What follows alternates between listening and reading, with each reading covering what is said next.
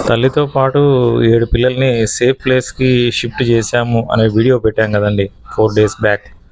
ఆ మదరు ఒక 3 బేబీస్‌ని తీసుకొచ్చి అక్కడ పెట్టింది. మిగతా పిల్లలన్నీ కొంచెం చెట్లున్నాయండి. ఆ లోపల ఉన్నాయి. ఈ ఇక్కడ తీసుకొచ్చిన అంటే అవి ఉన్నా లేకపోయినా 3 రోజుల నుంచి కనబడకపోయినా నేను రోజెళ్ళి ఆ ప్లేస్‌లో పాలు, వాటరు అన్నీ పెట్టే వస్తున్నానండి.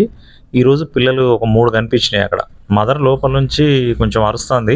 పిల్లలు కూడా లోపలున్నాయి. కొంచెం చెట్లున్నాయి. అదే ఆ పిల్లలే బయటకొస్తాయి గానీ, ఇది ప్లేస్ ఏమి దూరం కాదండి. సిటీలోనే ఒక పక్కకి మనుషులకి దూరంగా అంటే ఏదో అడవిలో పెట్టినట్టు ఫీలయ్యి చాలామంది కామెంట్ చేస్తా ఉన్నారు. అడవిలో పెట్టి వదిలేస్తే ఎట్లా బ్రతుకుతాయండి డాగ్స్? ఫీడ్ మనుషుల మీద ఆధారపడి బ్రతికేయి. కాస్త దూరంగా వారికి ఇబ్బంది లేకుండా, వీటికి ఇబ్బంది లేకుండా కాస్త దూరంగా పెట్టానని చెప్పాను. అసలు ఈ డాగ్స్ ఒక ఏదో స్కూల్ హాస్టల్‌లో పెట్టిందంట అండి పిల్లల్ని. వాళ్ళు క్యాచర్స్‌కి కంప్లెయింట్ చేశారు. కంప్లెయింట్ చేసినప్పుడు ఏందంటే క్యాచర్స్ నన్నడిగారు. ఫీడింగ్ చేస్తారు కదా సార్ మీరు ఎక్కడ పెట్టమంటే ఏదన్నా ప్లేస్ ఉంటే చెప్పండి అని వాళ్ళు అడిగితే నేను ఒక ప్లేస్ సెలెక్ట్ చేసి చెప్పా. నేను తీసుకొచ్చి అడవిలో వదిలేసినట్టు చాలామంది కామెంట్స్‌లో చేస్తా ఉన్నారు. అంటే ఛానెల్‌ని ఫస్ట్ టైమ్ చూసిన వాళ్ళు, వేరే వీడియోస్ చూడని వాళ్ళు నన్ను మిస్‌అండర్‌స్టాండింగ్ చేసుకున్నారు. కామెంట్లు పట్టించుకోవద్దు. నేను చేసే పని చేసుకుంటూ పోవాలంటే నన్నెవరు మిస్‌అండర్‌స్టాండింగ్ చేసుకున్నా క్లారిఫై ఇయ్యడం నా రెస్పాన్సిబిలిటీ అండి.